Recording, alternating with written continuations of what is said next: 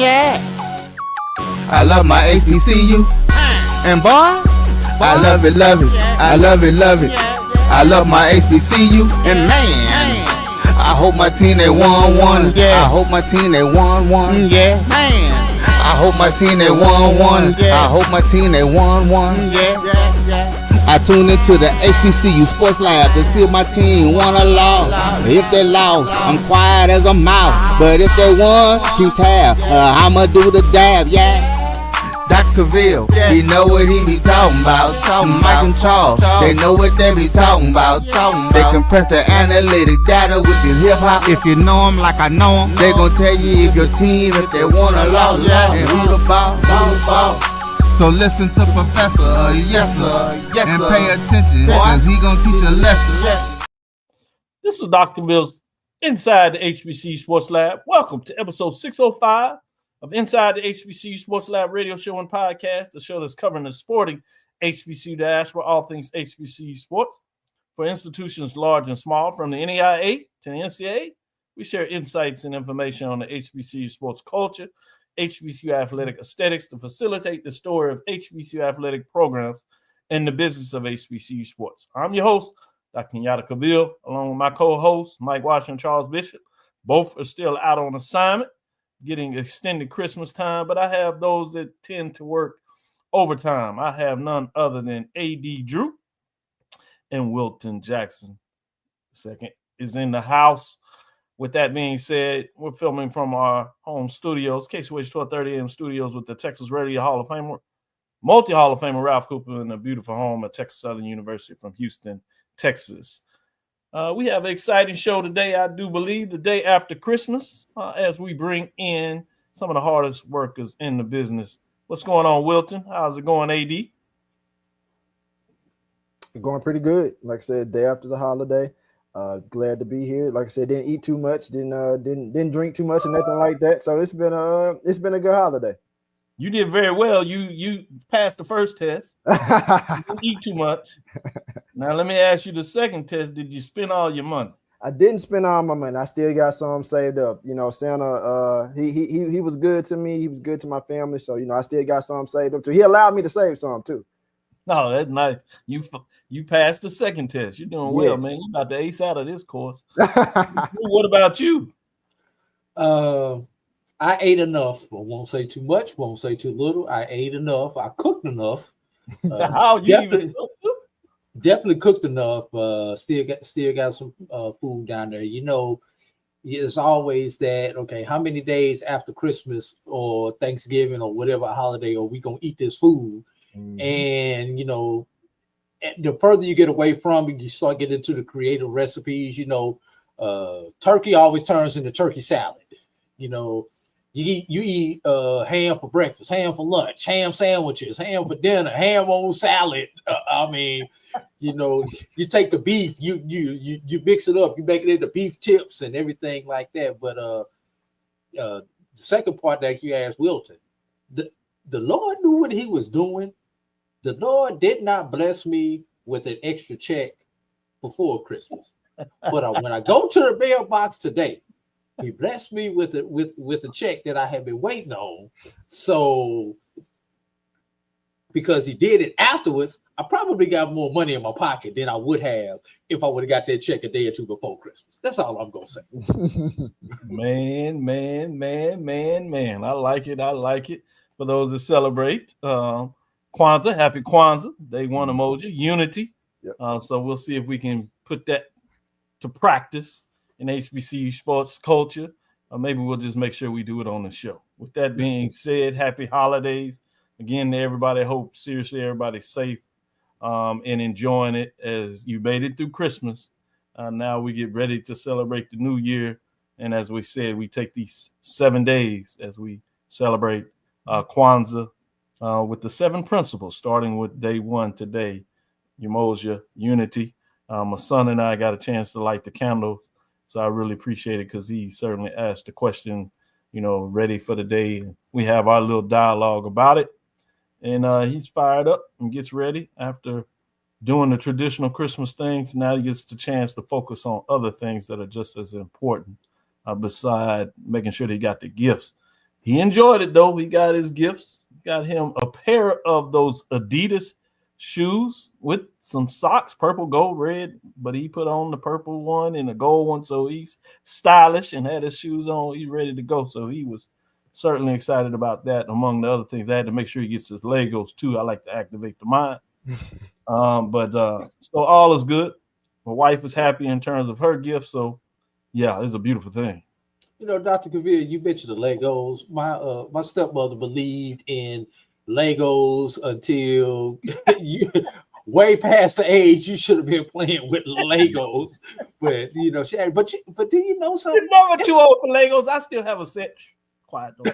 Yeah. But you know something, you can't just find the basic Legos anymore, because I was gonna get some for my grandkids. You know, it's all these specialty sets that you build this out of, and the airplanes and the cars and the house. What can I just get some with just the long blocks and the short blocks and the mid-size blocks, and you know, just so I can make my own stuff. That's cool for the special set, but I just want a basic set so the mind can wander. This is good. This is good. Well, let's get into some of the news updates. I guess we can just put it out there now. Shout out to those that were putting it out there, likely in terms of that. Now it's across the media. It says that Sean Jackson, ex-Philadelphia wide receivers, when many people remember him, but he's played for a couple of other NFL teams, that he is in negotiation or is expected to be named the head football coach at Delaware State. So with that being said, let me go to you, Wilt. What are your thoughts? Well, I mean, you get another NFL guy with NFL experience per se, getting a head coaching job. We saw Michael Vick last week, and now it's Deshaun Jackson, obviously a former teammate with Michael Vick. So, I mean, Delaware State gets, you know, a person that they want to get, and we'll just see. I mean, like, I was listening to somebody earlier today and actually kind of talking to some people offline about the fact that if you're Delaware State, you can't go anywhere but up. I mean, you've been down for quite some time, and to, you know, get someone to come in, I will say this: the noise about, you know, the popular coaches, NFL coaches coming in, taking these jobs, things like that. I promise you, those conversations are only gonna escalate now, even more. Michael Vick was number one, Deshaun Jackson number two. I feel like it's only going to get bigger. That conversation is gonna grow. But overall, just, you know, initial thoughts. Congrats to Deshaun Jackson. I'm just looking forward to see what will Delaware State look like. Yeah, and that's Jeff Lightsleek Jr., fraternity brother of mine. So I wanted to get that out there and give him a little love of what he was able to put out there. But to your point, I agree with you that the ECHO framework of NFL coaches and the pathways to college coaching, specifically with HBCU sports, is going to get louder, particularly from this standpoint. You know, we had heard the churning about Michael Vick, and there's the natural connection with him being from the area at the very least. This one, I'm not sure if anybody really saw coming. So that is going to heighten that. It makes it a little different in terms of what this was in terms of the framework. Let me go to you, 80. What are your thoughts in terms of this? Well, let's start off with the geography. You know, Delaware State's not that far from Philly, where Deshaun Jackson played a lot of his pro ball at. So there's a little bit of a geographical ambiance there that everyone needs to keep in mind. You know, I asked that question, Dr. Cavil, last time. This makes me double down on that question. When does the VAC media contract come up for renegotiation? Because now you have not only one, but two names, NFL type names, that may draw additional eyeballs to the BAC conference. Hopefully they will still be around when the BAC media rights contract comes up again, because those two names, whether they go beyond the new contract or not, bring more eyeballs to this conference, and which in turn should bring more money and more power when they go to renegotiate this contract. But there's one name that you could pull off the candidates list, at least as of right now, Dr. Cavil, and that would be one Teddy Bridgewater, who just came out of retirement after retires, go wins a high school championship as a coach, It comes out of retirement the same year and goes back and finishes off the season with the Detroit Lions. Where do we write this story at, man? I didn't know we were down in Orlando. And Brian, did you have something to do with this down in Orlando with your neighbors there at Disney or something? I really want to know, my brother Brian. I really need to know this. But you know, the other thing that makes you wonder, last thing, is the reason that Alabama A&M hire is still out there is because maybe they're making one of these type of splash hires. You just got to put it out there for discussion. Because I mean, it's open now. You can't back from it. I don't think that's the case, but you're absolutely right. To put it out there is something that you can't ignore. Yeah, because two hot names that everybody thought have not moved yet behind this, and these are names that we heard behind the scenes, and neither one of those we've heard any rumblings. So you have to speculate now. I mean, yeah, I mean some people are in the business of speculation, so I'm not saying that that's a wrong thing. That's what some people do, and they do very well, to be frank with you. But I'm just saying, in terms of my relationship, I know with Dr. Brian, I'd be surprised at that. But again, it wouldn't be the first time, last time something surprised me. Interesting, because here's the thing about Delaware State president. I haven't heard anywhere where the president is going. I know they have to replace the AD, but I'm not sure about the president being gone. And I think he was heavily, knowing what I know about him, he recently got married, but he's heavily involved in a lot of decisions. So I wouldn't be surprised if he was connected with Deshaun Jackson's people. Particularly, is correct that there isn't a AD there in terms of somebody serving just as an interim role. But I think the president is on board and still connected there. So I wanted to kind of get that out of the ether that I hadn't heard anything about the president leaving. But even with that said, fascinating discussion, a lot going on in these spaces in terms of that. Got a super chat on the screen, Dr. Cavil. Oh, appreciate it, Dr. Love. Appreciate the support as always. In terms of what's going on there, it'll be interesting to see what that looks like. A lot of discussion there. Let's go ahead and take our first break and come back on the other side, and we're ready to get to it. And we'll save a little bit more detail and talk about some other things that's going on across the HBCU landscape in the last segment. We'll get into some different dialogue. So let's do it. We'll be right back after this break. Greetings, Panthers. My name is Roland Austin, and I'm one of the directors at the 1876 Athletic Foundation. The 1876 Athletic Foundation was formed to promote the success of all 343 student athletes. Our overall goal is to fund scholarships for all of our student athletes. We ask that you help us in achieving this goal by donating to the 1876 Athletic Foundation via the QR code below or 1876.foundation. Your generous donation will help us continue to assist the needs of all of our Panther athletes. Thanks, and go Panther. At AutoMasters LLC, our mission is to serve our community by providing quality automobiles at affordable prices. All of our vehicles are inspected and certified to offer you the confidence in knowing you have a quality vehicle. Our goal is to provide you with a seamless process and positive experience for your automobile purchase. Financing recommendations and specific vehicle inquiries are available at your request. You can find us at www.automasters06.com and follow us on Facebook and Instagram. Also, please feel free to contact Terrence Miles at 601-927-7794. And oh yeah, tell him Sonia sent you. Tickets are on sale now for the 4th annual NBA HBCU Classic presented by AT&T, featuring Morehouse College and Tuskegee University. Don't miss this action-packed event happening at NBA All-Star 2025 and filled with competitive matchup and marching band performances celebrating HBCU pride. See you in the Bay. Compress the analytic data with your hip-hop. If you know them like I know them, they gon' tell you if your team, if they wanna lose, and who the ball. So listen to Professor, yes sir, and pay attention, cause he gon' teach a lesson.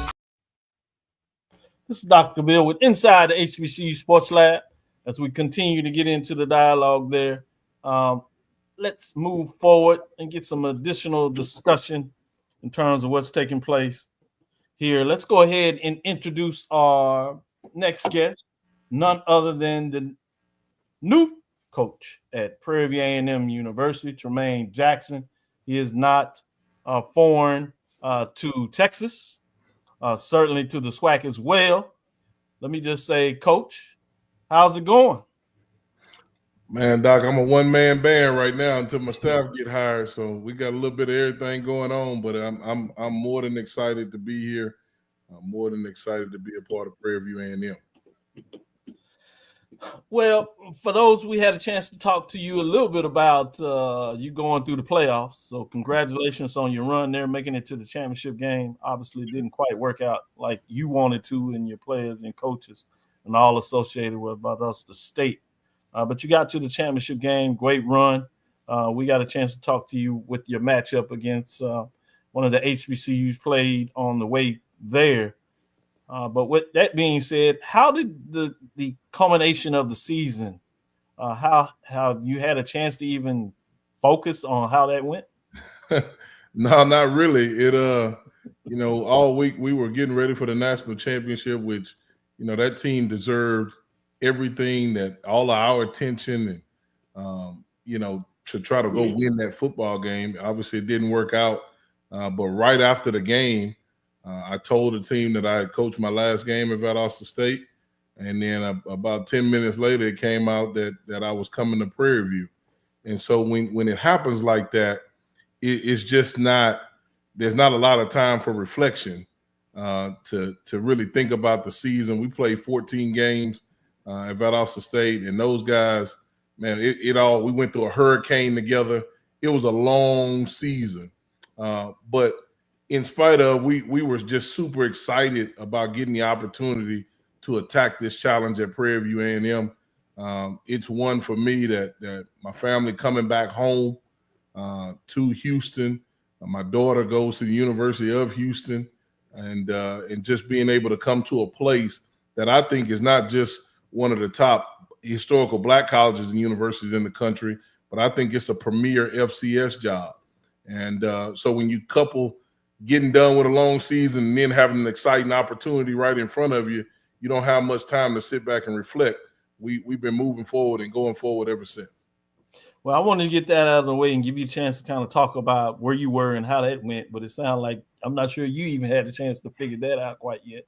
No. So let's move on to the next chapter, as they call it. And before I do that, let me say that this exclusive interview, is presented by 1876 Athletic Foundation. They support athletics, and I'm sure that you'll be getting to know not only a lot of folks associated with Prairie A&M, but this group in terms of what they do to support athletics, which includes the football program. So I did want to give them a thank you for financially putting this together to make sure it can happen. So again, this is brought to you by 1876 Athletic Foundation and all those associated with it. With that being said, let me say this before I give both Wilton and AD a chance to ask you some questions. Have you had a chance for me to even ask this question? How does it feel to be the head coach at Prairie A&M University? It's an amazing feeling. It's one of those things that when the job was open 3 years ago, I was interested, and nobody called. Nobody was looking for Tremaine Jackson at that time, which is okay. It wasn't the right time. And so with this time coming around and it being the right time, it's certainly an amazing feeling. I'm over here Prairie Viewed up, and I ain't got to change colors, Doc. I'm the Q's been calling, and so we ain't got to do none of that. I tell the bros I'm on the way. So we ain't got to change no colors or none of that. And so it's an amazing feeling. It's an amazing time. You even bring on your mantra, dog, D-O-G. Dog mentality. Now, that's what made me nervous. I was all on everything until I heard D-O-G. I said, oh, man. We got to change it to A-P-E. We'll talk about that later, but go ahead. That's it. I'll tell you what's really been exciting. The amount of support that has come through social media, my inboxes, people reaching out, and some kind of way they got my phone number. I don't know how, but some kind of way they got that and sending me text messages. People are resourceful. It's been good. It's because they've been reaching out saying how much they want to support, how much they want to help what we're bringing to the Hill, and they want us to get to the Celebration Bowl, and that's why we're here. And so I've been really excited. If I wasn't already excited when I started the outpour of text messages and calls and things of that nature from people that are from the PV Nation, we certainly had to get fired up about that, and we're extremely excited about being able to touch down and get going. Let me let these two other gentlemen jump here and ask the question of the AFCA Division II National Coach of the Year, Prairie A&M University head football coach Tremaine Jackson. Go ahead, Wilton. Coach Jackson, Wilton Jackson, congrats on the job. I appreciate that, Wilton. So I want to ask this, man. When you look at coming to Prairie View, what attracted you the most to taking this job? And I know it's early on in the process, but what areas of success have you found in recruiting thus far? Yeah, so what attracted me to the job was just location and vision and alignment. Man, when I met with AD Golf and Dr. LeGrand, I felt like we were aligned. And as you guys know, if the head football coach, the AD and the president are not in alignment, it can be rough. It can be tough sled. And so when I met with AD Golf for the first time, I just felt like we had known each other for a long time. And I felt like the reason why he's an AD is the reason why I'm a coach. And it's about the student athlete and the student athlete experience. And then meeting with Dr. LeGrand and talking about the strategic plan and the journey to eminence, man, I was just blown away by how much thought she's put into that and where she wants to take the university. And I wanted to be a part of that. I wanted to see how we can put football and make football a major, not just the front door or a part of the porch of the university, but really make it an area that stands out nationally. And they were on board with that. And so once we got that alignment squared away and we figured out that we were all aligned in the same way, it made it fairly easy. From a recruiting standpoint, and every offer you see, we putting them out. We putting them out. We recognize that this roster is deficient in some areas by natural attrition. People graduating. There's a new junior college rule that just happened. That's going to help our roster some. So, I hated to bother our compliance officer over the break, but there were some things we just had to talk about. And she's been awesome about making sure she meets that need for me and for the program. So we're looking at some areas where we're either deficient or we need to be better from a talent standpoint, and we're getting those offers out there. AD? First of all, congratulations, Coach Jackson. Appreciate you, AD. It was great seeing you a couple of weeks ago. Wish I would be talking to you with a ring on your hand, or at least a ring on order to put on your hand. But we're gonna get a ring. It just won't say national championship, but we won the Gulf South now, so we're gonna get rings. That's what yeah. And do you get a regional championship ring at the Division II level? Just curious. No, we don't, but I'm gonna put that on there too. All right, now to get to the question at hand, Coach Jackson. You come in over the last 5 years, 43, I believe it's 43-12 as a head coach at two different institutions. Your programs at both institutions have constantly been in the top 5 of Division II football. Obviously, we know that you're stepping up a level, and I don't know if they told you this, Coach Jackson, but nobody from the West has won the SWAC championship since 2017, since Grambling won. Yeah. So I put all that out there to ask you, what can you bring from your top rated teams on Division II level, and specifically at Valdosta State of late, that you can transfer to this program to get that monkey off the SWAC West back? Yeah, I appreciate the question, AD, and it's one that I've been asked before. There's not much difference between being the top 2 team in Division II and the FCS. There's just not. From a recruiting standpoint is where you see it, and scholarship is where you see it. But when you look at the model of where college football is going with NIL and having to put different guys on different packages, that's what we've been doing the last 5 years. And so I'm really very familiar with the FCS, with the FBS model, having been on those levels myself a couple of different times. And so here's what I'll tell you we'll bring. We'll bring the structure of a program. I learned a lot on how to build a program from the ground up at Colorado Mesa. And I also learned a lot on how to take over a program that had been successful on the outside, but might not have been as successful on the inside, taking over Valdosta State. So I think we come well-rounded. As a staff, we come ready to work. At the end of the day, it's about recruiting and developing and retaining. That's what it's about. That's what it's about on every level. And so if you can't recruit and get guys on campus, if you can't develop them and coach them in the right manner, and if you can't keep them in your program or at least have the next guy ready to go, then you're not going to win no matter where you came from. That's just you just don't have a chance in today's football. And so we walk in the door excited for the challenge, excited for the opportunity to prove ourselves right, and regardless of what a lot of people thought about. I also saw a guy in the MEAC do it too. I just saw a guy in the MEAC go from Benedict College and end up in the Celebration Bowl. And so I think people got to get out of their minds levels, get in your mind championships because we won. And to correct you, AD, I'm 40-12. We're going to get them 3, though, real quick somewhere. Bad math on my part. My bad, no, man. You my good. bad. You good. I don't want to take nothing that we ain't earned.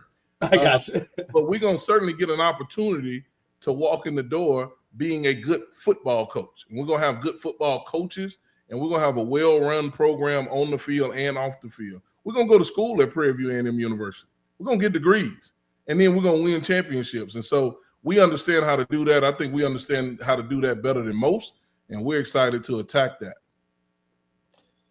Good stuff. Good stuff. With that being said, wanted to get in a little conversation. We've heard it back and forth. We've seen coaches from Power 4, what used to be Power 5, they matriculate down Division 2 or FCS and have some success, and some haven't. We've seen the iteration with offensive coordinators from different levels get their shot. Some of them have success, some of them haven't. Now we see the iteration of NFL players getting a shot. We've seen some have some success. Some of them take a little longer to have some success. Some of them couldn't quite get off the ground because of what took place before they get hired. And now it looks like we might have another one at Delaware State taking the iteration. What are your thoughts in terms of what iteration it comes from? Can you frame it? And I think you've kind of put some of this in context. What does it take to be a successful coach? Yeah, Doc, I appreciate that question too, because you're starting to see it and people are starting to talk in rooms and over telephones and kind of wonder what's going on, right? And so here's what it is for us. We coach for a whole different reason. I don't coach football because I couldn't play anymore and I just wanted to stay close to the game. That's not it. I could watch TV or go to Monday night games and probably have more fun at times. I coach football because there's a guy in the locker room or guys in the locker room or young ladies, because I had a young lady on my last team that are deficient in some areas in life and they need somebody to coach them. And we use this game of football to coach them in their lives. I tell our guys all the time, and I'm going to tell the guys, I told the guys on the team meet the other night, you're not going to like me early on. You're not going to understand why we do things the way we do things until you're 30 and 35 years old, which is cool because I'm not looking for a friend. I'm looking for somebody to do absolutely what we tell them to do so that they can enjoy what they say they want, but they can't get themselves to that place on their own. That's why we do it. We do it for a whole different reason. This ain't about $1. This ain't about a championship ring, although we want to win championships. This is about developing young people at a really high level using this thing called football. Because football, you could do it 120 or 130 people at a time versus doing it one-on-one or 15 at a time in the classroom. And it's no disrespect to people that teach. It's just that my classroom is on the 120-yard field and a 53 and a third wide field. And we can get it done. And people actually want to see us get it done. And so we have an opportunity of a lifetime. And that's why we coach. And so I don't care how long you've been coaching. I don't care if you started last night or you've been coaching for 42 years. We coach, and the way we're going to coach at Prairie A&M University is to change lives. We believe football is a life-changing game. And that's what we're going to do. And while we're changing lives, we're going to beat people. It comes with it. And our kids are going to leave not only with a great degree, but they're going to leave with life lessons that they can rely on and hopefully pass along to their children, and their children can pass along to their children. Because there's a lot of players in locker rooms that they don't have anybody to come watch them play at a game. They don't have anybody to come up to them after the game. They're in it to try to find this thing called success that is really only for a short time. And so we coach to try to make sure that success lasts for a long time. I love getting water poured on me after we win, right? Because it lets me know that we've done something that the players approve of. But that's just a short moment. That's not long term. I truly love getting those text messages from guys that I coached 10 years ago going, Coach, because you made me come 10 minutes ahead of time, I just got a promotion and my boss told me it's because I'm always prompt and on time. That's the win. That's the real win.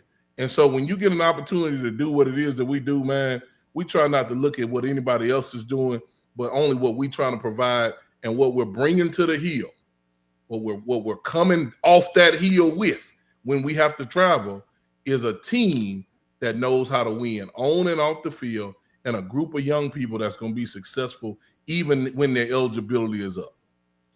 Man, I don't think the NCAA will give me eligibility, but I'm ready to go pull my whistle back out the drawer, Coach, with that and get on your staff, man. Hey, you don't know, you might still have a COVID year. Quick break. Exactly. We're going to take a quick break. We'll come back, Coach. If you hold on, we got a couple more questions we like to get on the field. And if we have some time, we're going to try to bring in some of these questions we got throughout the mix. With that being said, I'd be remiss if I didn't say this exclusive interview with Prairie A&M University head football coach Tremaine Jackson is brought to you by 1876 Athletic Foundation. And with that being said, before we officially take this break, if you can see a little bit there, Coach, I told me make sure that I was professional for the interview, so I didn't put on Prairie View. This is Celebration Bowl. So, That's right. Just a little bit of a hint. I thought I'd put that out there in terms of what everybody's chasing, but not only championships, but multiple level championships in terms of that, which is SWAC championship, division championship, conference championship, obviously, and then a national championship, Celebration Bowl championship as well. A lot of championships and the classic championships as well. Man, absolutely. Got a chance to find a way to fill up that ring if you're talking about it. With that being said, let's take our next break. We'll come back on the other side. Looking for the ultimate cultural experience of 2025? The Zora Outdoor Festival of the Arts is where you need to be. From January 31st to February 2nd, Eatonville, Florida will come alive with incredible live performances from the Lavert Experience and the Bar Cave. Immerse yourself in interactive art. Shop from over 80 vendors. Take a journey through history with a new virtual tour app. And enjoy family-friendly STEM activities. Plus, don't miss the unforgettable R&B tribute to the legends, honoring talents such as Whitney Houston, Marvin Gaye, and Luther Vandross. This is more than a festival. It's a celebration of Eatonville's rich cultural heritage. Visit zorafestival.org for tickets.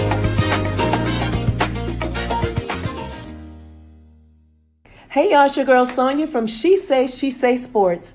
Make sure to check us out every Friday morning at 9 a.m. on Black College Sports Network, YouTube, and Linktree. And please don't forget to subscribe to our YouTube page.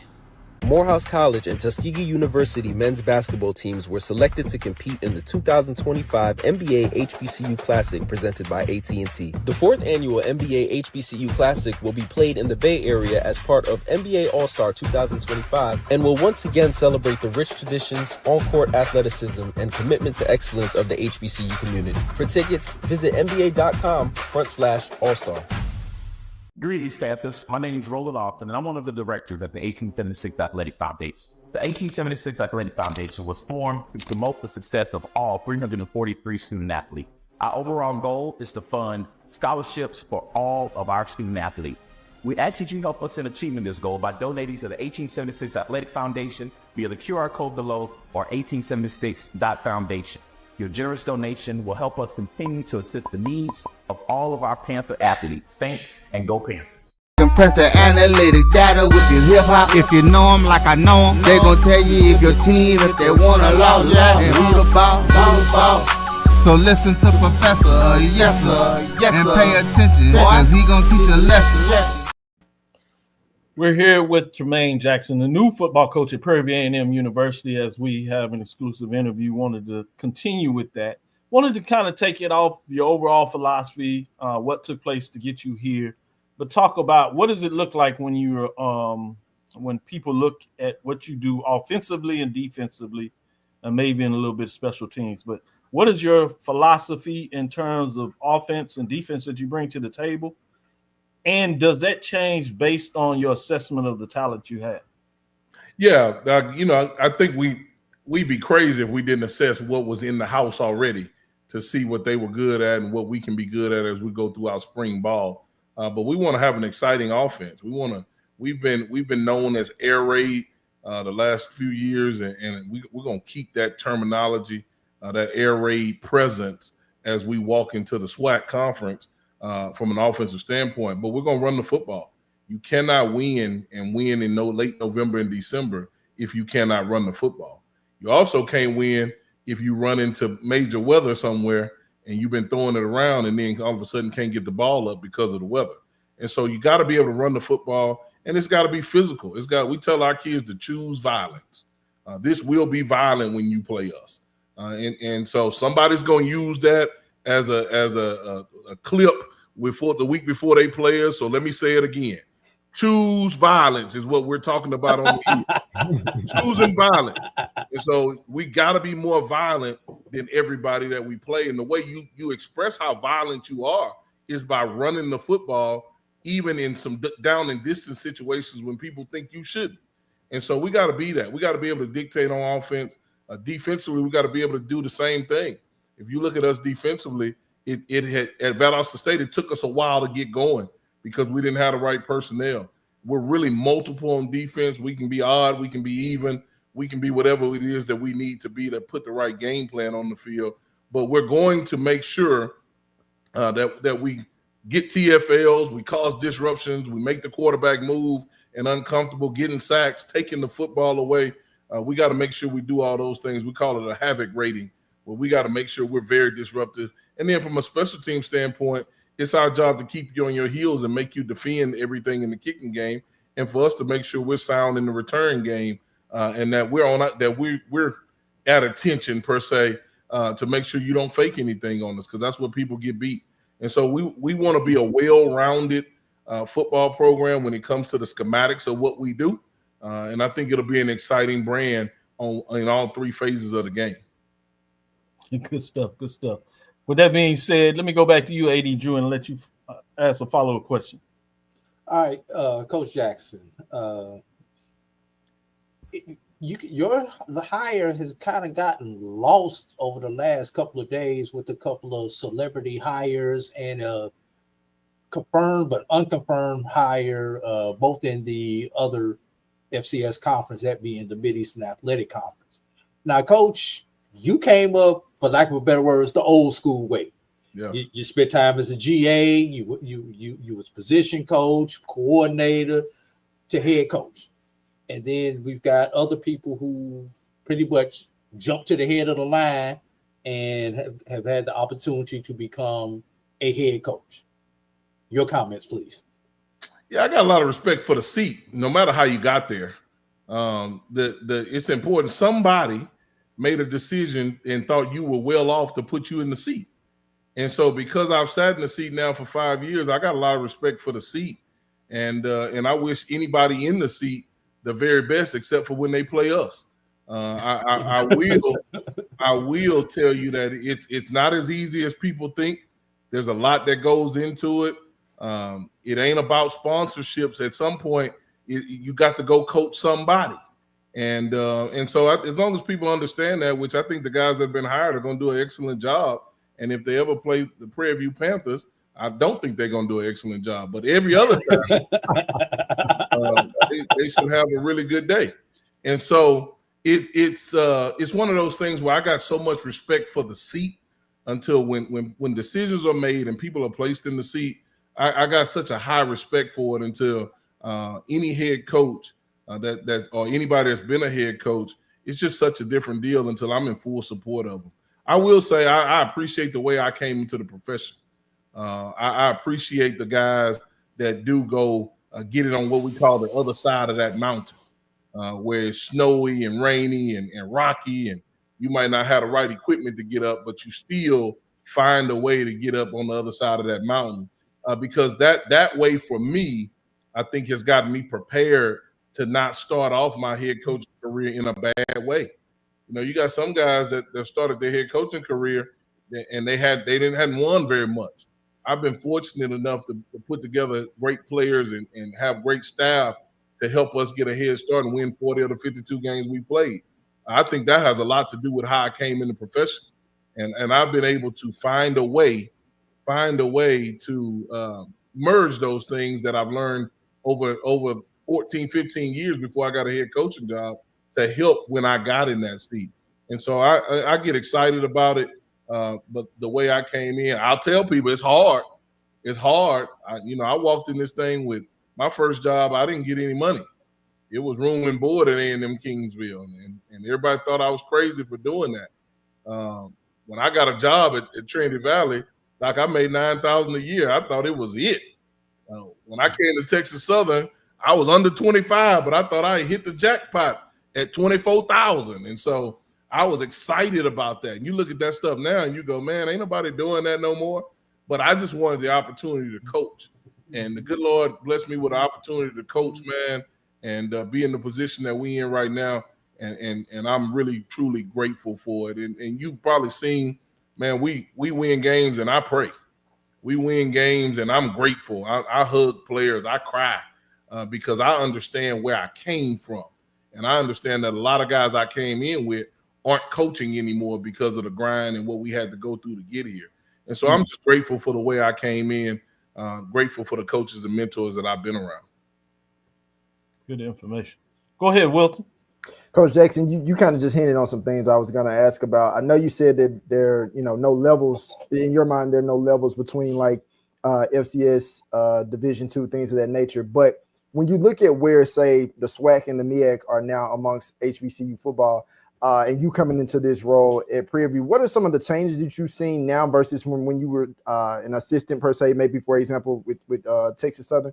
How has HBCU football, specifically the SWAC and MEAC, changed in your eyes, and especially as you get ready to walk into this new role at Prairie View? Yeah, what's exciting about the changes that I see is now more young people want to come to black colleges. They want to. They're looking for HBCUs. I joke with people and say, man, I was the portal before the portal when we were at Texas Southern because we had guys that shouldn't have been there. Creatures is what I used to call them. Man, we got creatures walking around here. Big, long guys that played at higher levels, and then we had them there. But that wasn't the norm then. Well, now that's the norm. Now the portal is popping. And when guys leave a Power 4 school, they're looking for an HBCU to attend. And I'll tell you when that changed, when I really realized that changed. I was at Mesa, and it was coming out of COVID, and we were recruiting this quarterback from a group of 5 school, and he ended up going to Mississippi Valley. And he told me why he went to Mississippi Valley. He said, Coach, I know you guys got a great opportunity, but all my life I wanted to attend the HBCU.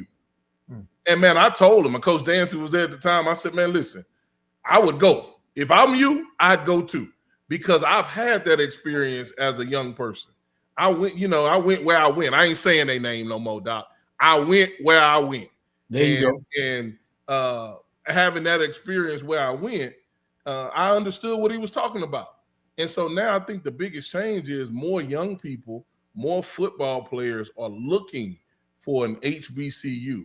Now I want them to look at Prairie View A&M University only because we're the premier school. and we got premier facilities. And so it should be one of the reasons why I wanted this opportunity is because I know that they're looking. I know that they're looking. And why not be at a great place like Prairie View A&M to play football? Oh, man, that's pretty awesome. Let me follow up. Can I squeeze in one more second, Coach? Yeah, you good. Let's take our next break, and we're going to come back and bring Coach back for another segment and get into a little more of this dialogue with Coach Jackson. We'll be right back after this break. This interview is exclusively brought to you by 1876 Athletic Foundation. We'll be right back after this next break. Greetings, Panthers. My name is Roland Austin, and I'm one of the directors at the 1876 Athletic Foundation. The 1876 Athletic Foundation was formed to promote the success of all 343 student athletes. Our overall goal is to fund scholarships for all of our student athletes. We ask that you help us in achieving this goal by donating to the 1876 Athletic Foundation via the QR code below or 1876.foundation. Your generous donation will help us continue to assist the needs of all of our Panther athletes. Thanks, and go Panthers. At Automasters LLC, our mission is to serve our community by providing quality automobiles at affordable prices. All of our vehicles are inspected and certified to offer you the confidence in knowing you have a quality vehicle. Our goal is to provide you with a seamless process and positive experience for your automobile purchase. Financing recommendations and specific vehicle inquiries are available at your request. You can find us at www.automasters06.com and follow us on Facebook and Instagram. Also, please feel free to contact Terrence Miles at 601-927-7794. And oh yeah, tell him Sonia sent you. Tickets are on sale now for the 4th annual NBA HBCU Classic presented by AT&T featuring Morehouse College and Tuskegee University. Don't miss this action-packed event happening at NBA All-Star 2025 and filled with competitive matchup and marching band performances celebrating HBCU pride. See you in the Bay. Compress the analytic data with your hip-hop. If you know them like I know them, they gon' tell you if your team, if they want to lose, and who the ball. So listen to Professor, yes sir, and pay attention, cause he gon' teach a lesson.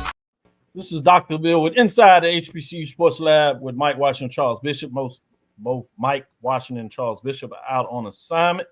But we have none other than Wilton Jackson, the second AD Drew, holding it down. And we have Prairie View A&M University's new football coach, Tremaine Jackson. As we said, wanted to get a little more time with this exclusive interview brought to you by 1876 Athletic Foundation. With that being said, Coach, have you had a chance to meet with the team? And if so, how did it go? I did. We met via Zoom on Sunday night. It was a little different. You know, it's a different flavor in the air. And I make no qualms about it. They got to get used to me because I'm not going to get used to them. They're going to have to get used to how this goes now. And you know, it's one of those deals to where they will. I've had a lot of one-on-one conversations they've been calling over the last couple of days. You know, the unique part, Doc, is you got to recruit your current team too. Yeah. And so I've had an opportunity to sit down and watch some tape and kind of make sure we have those key pieces coming back that we need. And obviously in transition, you're going to lose a few guys along the way, and that's okay. We're not for everybody. Just because you could don't mean you will be able to play at Prairie View. It's just one of those deals. But most of them have been positive, and I think guys are eager for a change. Guys are eager for a new direction until we get to that point in February where it's time to really go to work. And so we'll see how eager they stay. But we're really, really excited about the guys that I've talked to and the guys that want to win. These guys want to win. I want everybody to know that. They want to be successful. They want to hoist up a trophy at some point. And so they just got to learn how to put in the work to be able to do that. Want to follow up on a question. This kind of comes out of the live chat, and I thought it was a pretty good one. It says, you know, one part of it is good coaching enough, but really what's fascinating about the question was, you know, how do you look at NIL? You know, we hear about NIL, and obviously it's off the charts when you talk about the P4, but at the Division II level and at the FCS level, what are you hearing from the coaching perspective of how NIL and how effective it can be, and what does that mean as you come into the SWAC, Prairie A&M University? How does that work from your perspective? Yeah, let me attack the first part of that question first. Is good coaching enough? I think you have to find out what good coaching is. You have to define what that is. For us, good coaching is not the schematics. Good coaching is not people in the stands telling us we need to run the ball when we throw it. That's not good coaching. What good coaching is trying to get guys to bond together and play for one another, because that bond is stronger than them playing for me or sometimes even the institution. Making sure you play for not just the logo on side of the helmet, but for the man in the helmet. That's good coaching to me. Making sure, and that's what we came to do. I'm not the best schematics guy. I got some guys that are really going to take care of that for me. What I think we do a really good job at is making people work together for one another. And that's bigger than anything. As far as the NIL stuff goes, that is in Division II, and it is all over the FCS. Not on the scale of what you guys are seeing, $10 million for a quarterback. That ain't happening. That's not the deal in the FCS. It might be $10 for right now, but it's going up to 10,000. And so we're going to have to make sure we're able to compete on a level. And I've talked to AD Golf extensively about that. Prairie View A&M University is too good of a place with too strong of an alumni base for us not to be competitive in that space. And so it's my job to make sure that from a football standpoint, that we have the things that we need in order to compete. And those are conversations that we're going to have at some point on how to put together, making sure the collective is able to take care of the collective, because those are conversations that do come up in recruiting.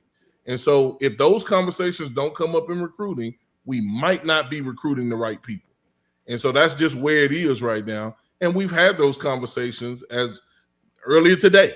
And so we got to make sure that we're able to compete at a high level, along with what people aren't talking about. It's easy to talk about NIL. It's easy to talk about having a collective, but facilities have to be consistently updated. Scholarship money has to continually put in the pot.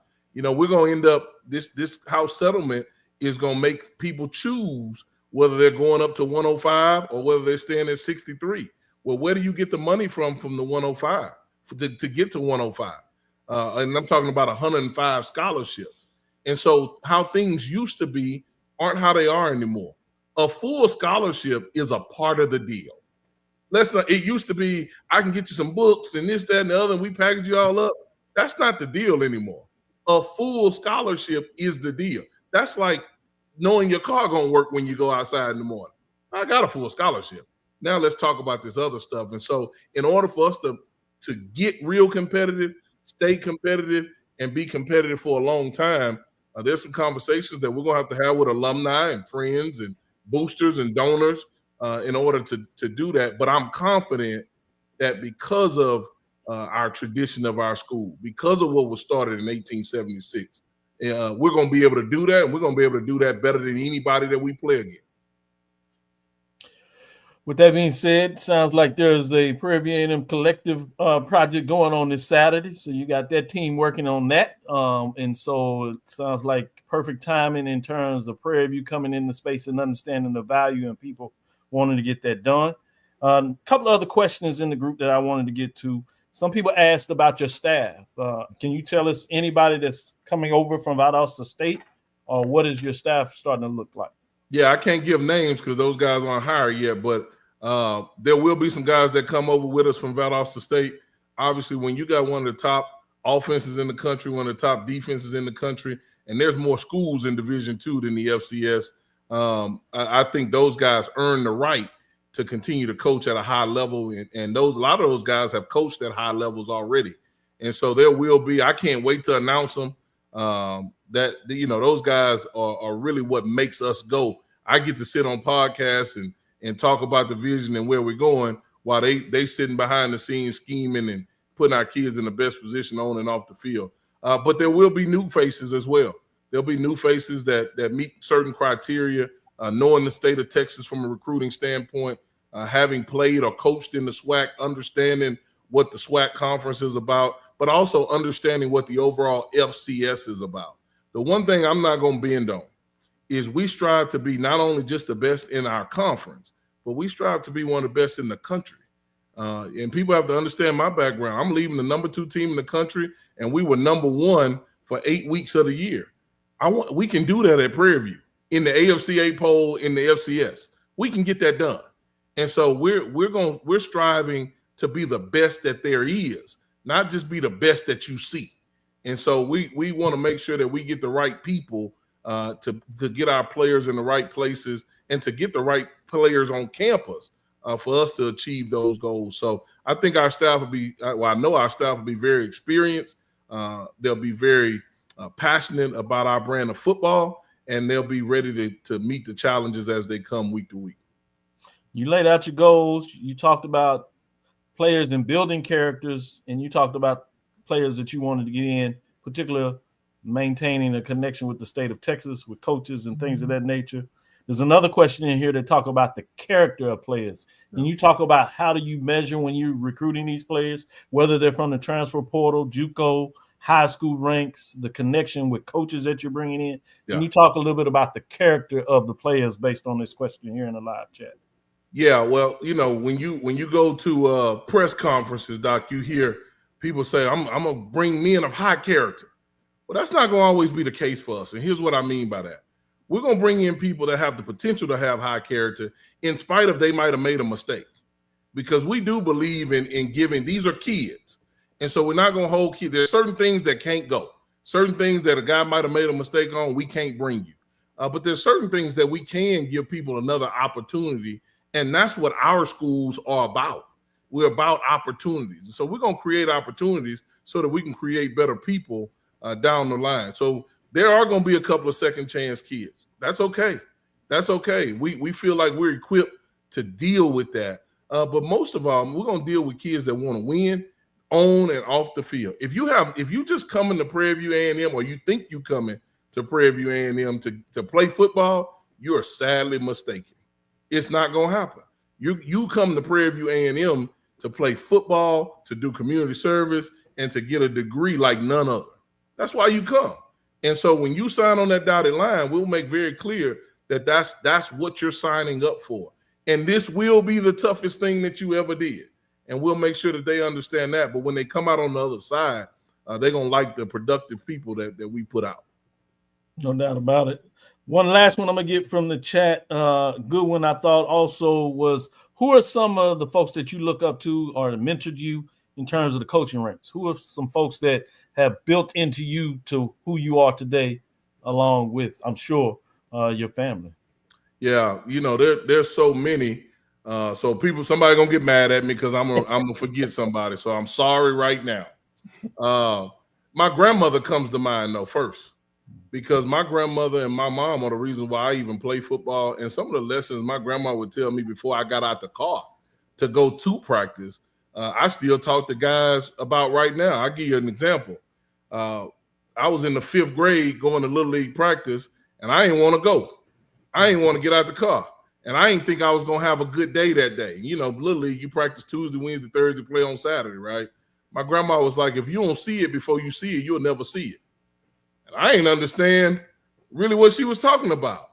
And then I got older and I understood that if you don't see something that you want to get done before you see it, you'll never see it get done. And so I then became a visionary. That's why I get so confident in what we're about to do and everywhere we've ever been, because I've seen it before I saw it.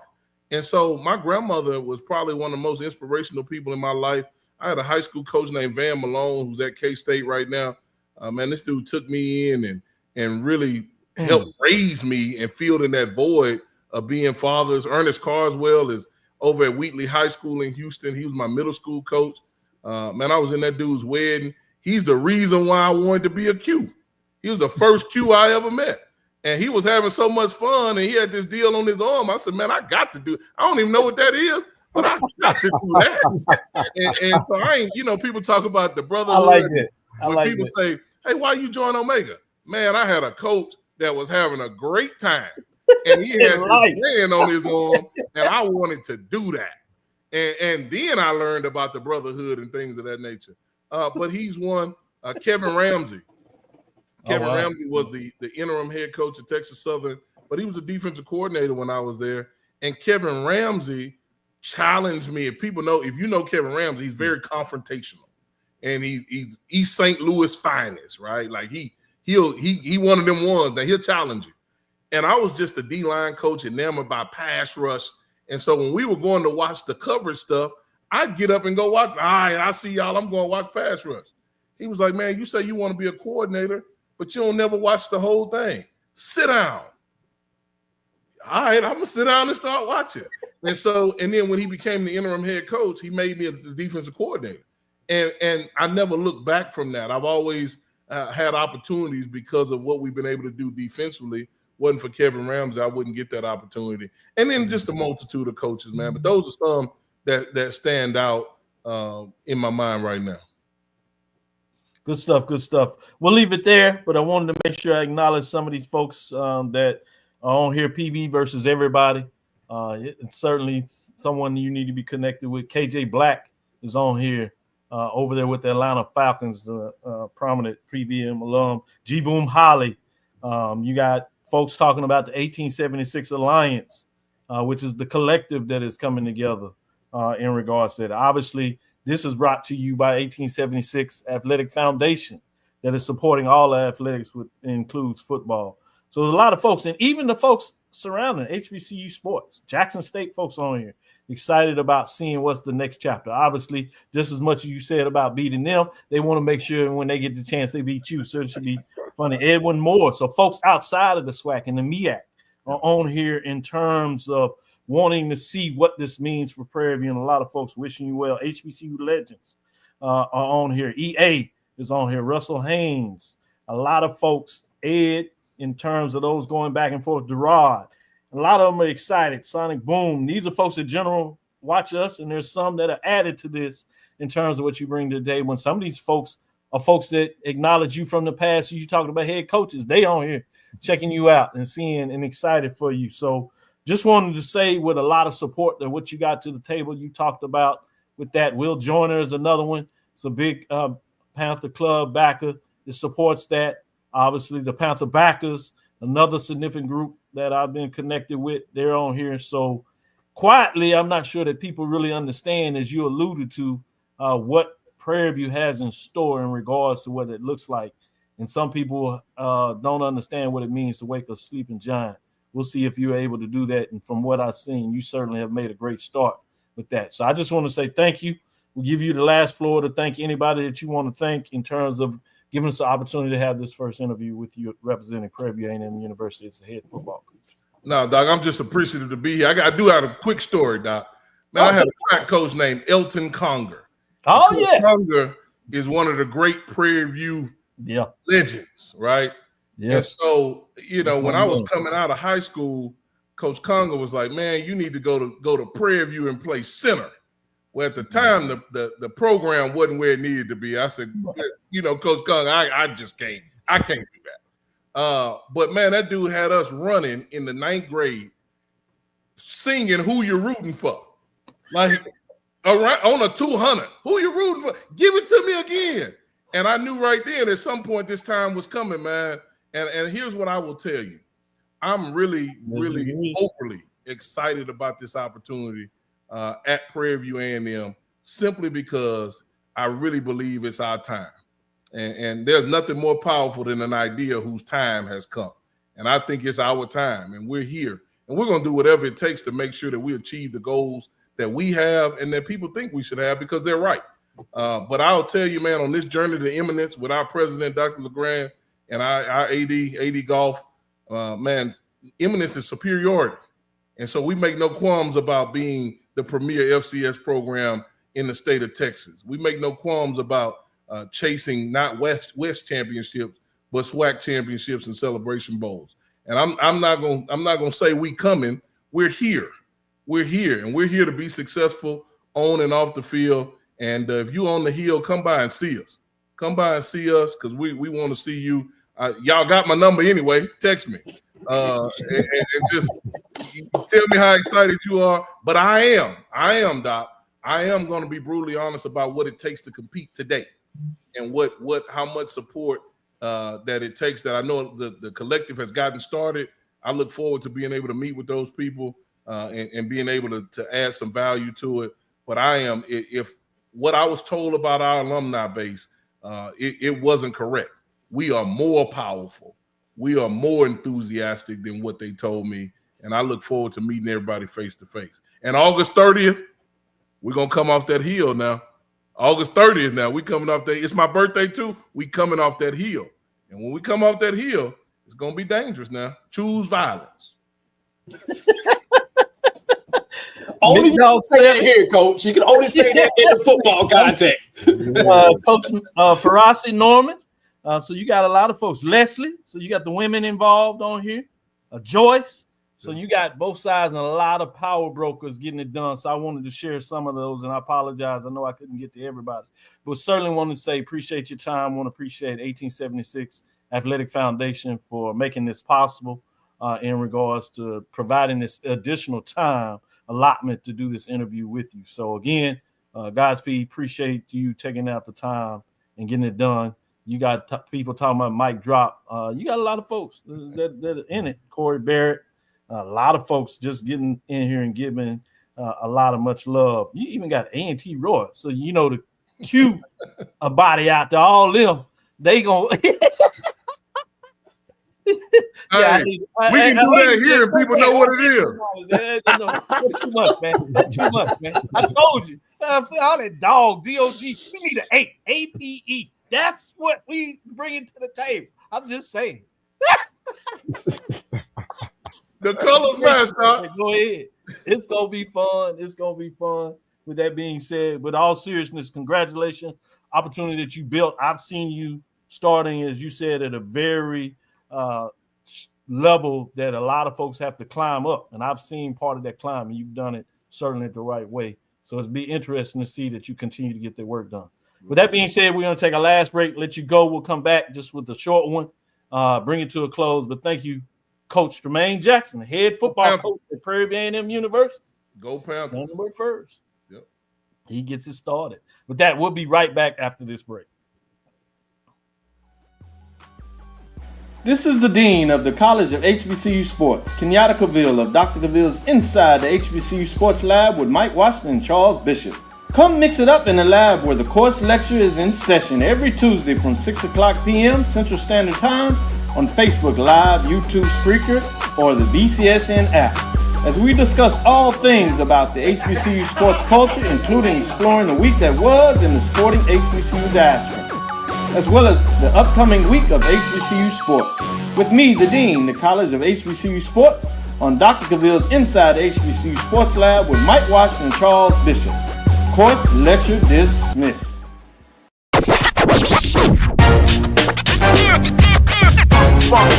It's like a loop machine. All around town, trying to get down.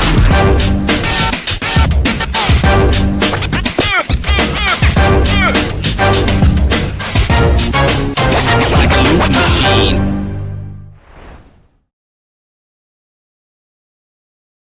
You're looking for the latest information on Southern University sports, the Southwestern Athletic Conference, and HBCU athletics. There's only one place to go. Tune in to the Carlos Brown Show, exclusively on the Black College Sports Network. Looking for the ultimate cultural experience of 2025?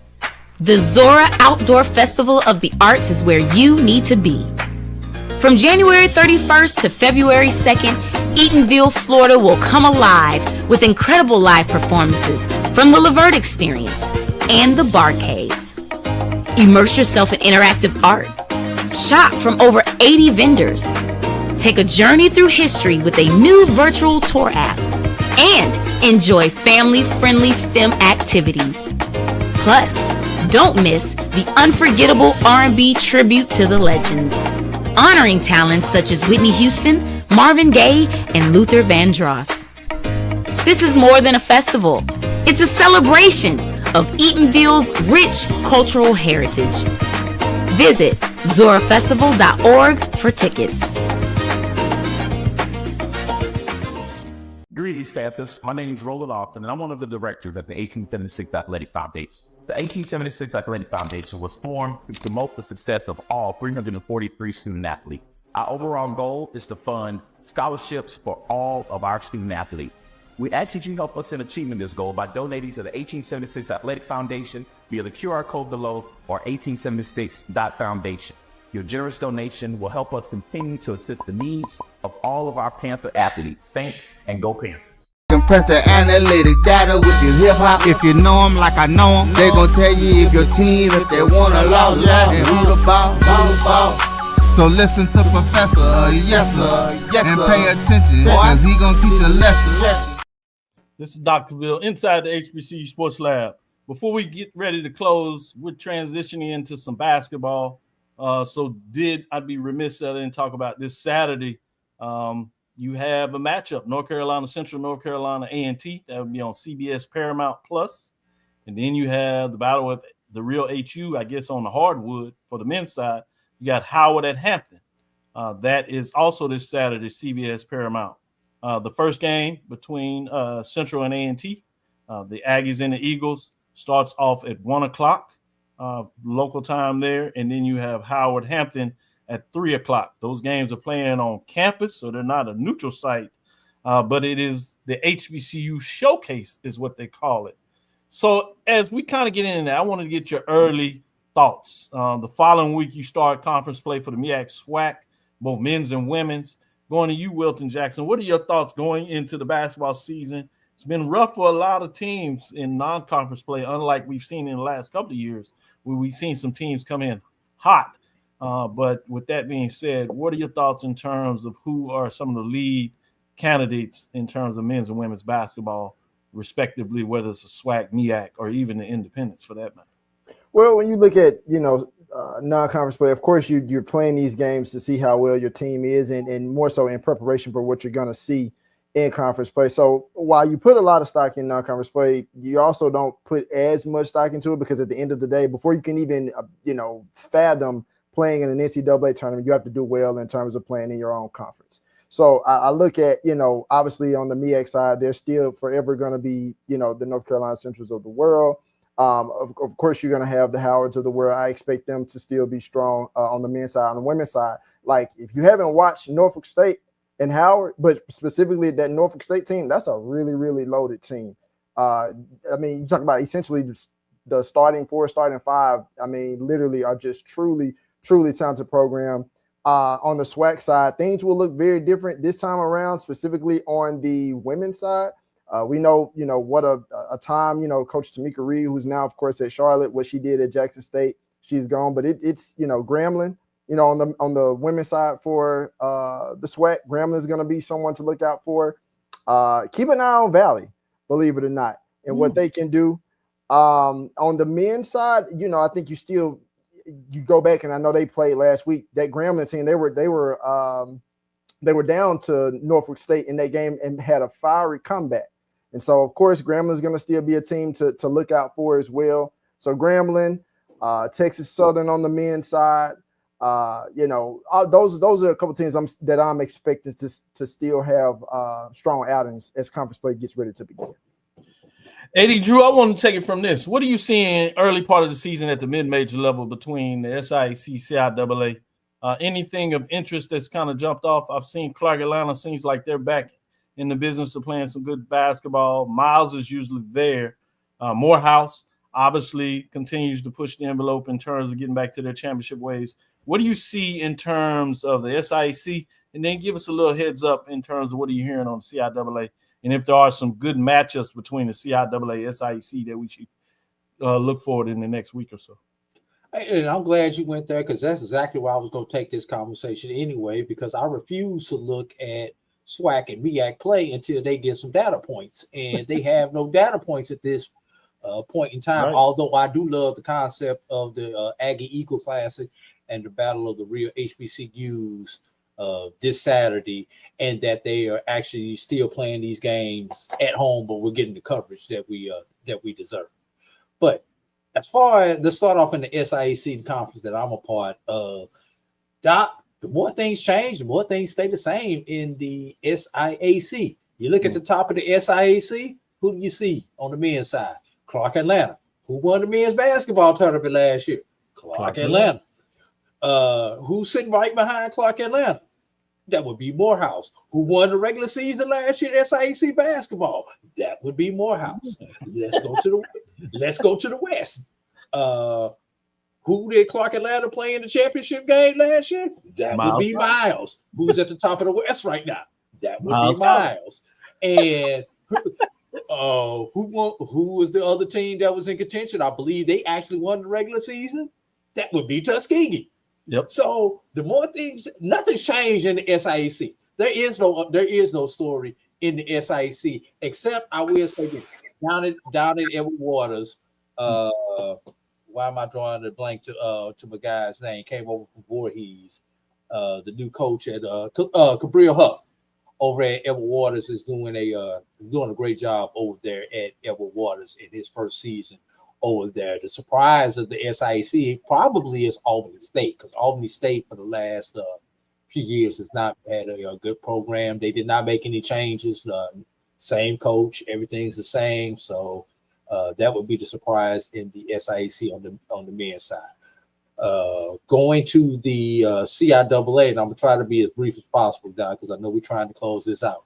I mean, men's side, Virginia State, Lincoln, both 3-0, and they still have divisions in the CIAA when it comes to basketball. Everybody, this is not football. So in the North, you have Virginia State and Lincoln off to 3-0 starts. In the South, Fayetteville, Johnson C. Smith, and Shaw, all at 2-1 with Claflin right there behind them. Claflin has played a couple more games than they have, but Claflin is 3-2 there. So they're all bunched up right there together. Have I said anything that surprises anybody when you get to CIAA by mentioning any of those teams?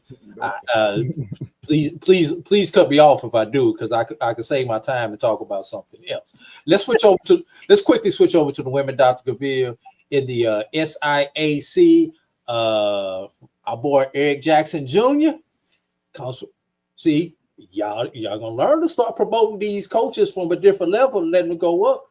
Eric Jackson Jr. championships at Rust, comes over to Edward Waters. Guess who's in first place in the SIAC East? That would be Edward Waters.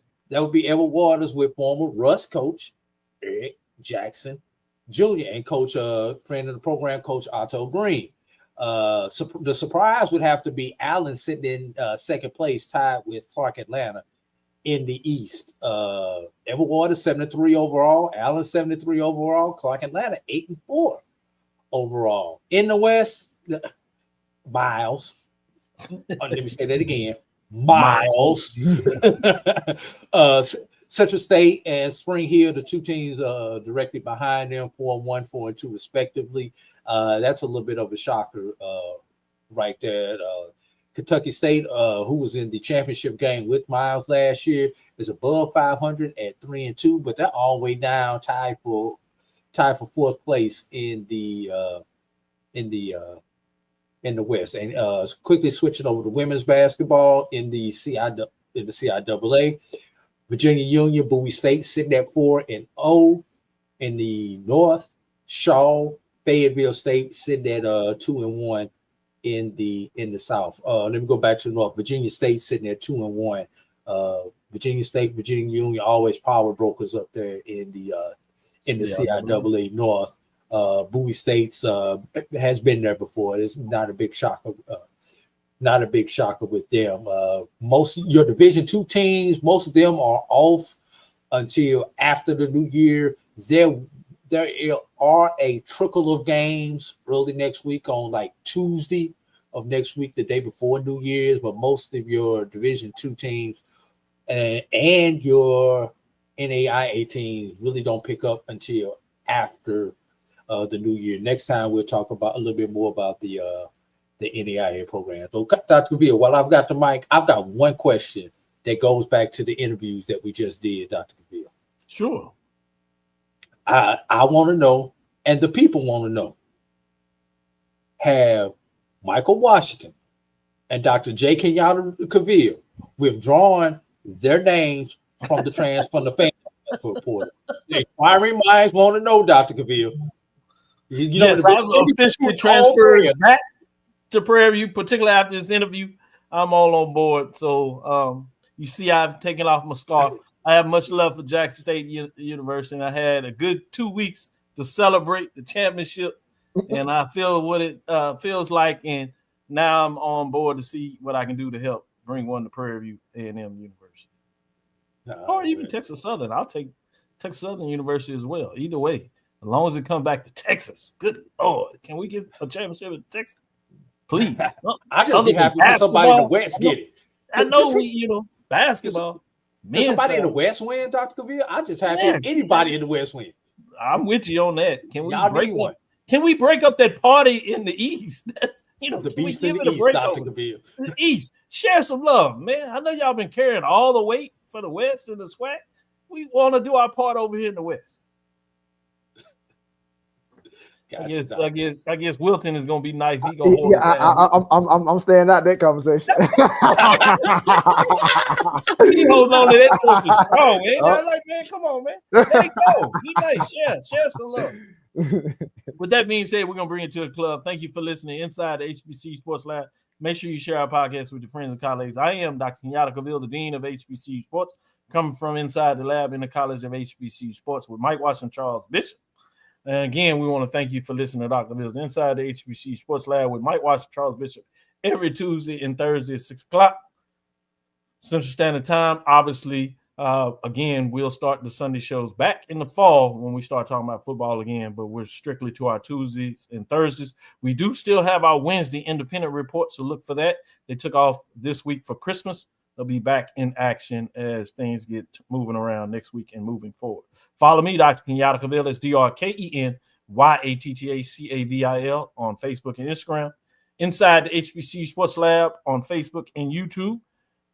Dream big. Continue to move forward. We will talk with you soon. Wilton? Of course. AD? Lecture. Dismiss. Have a light.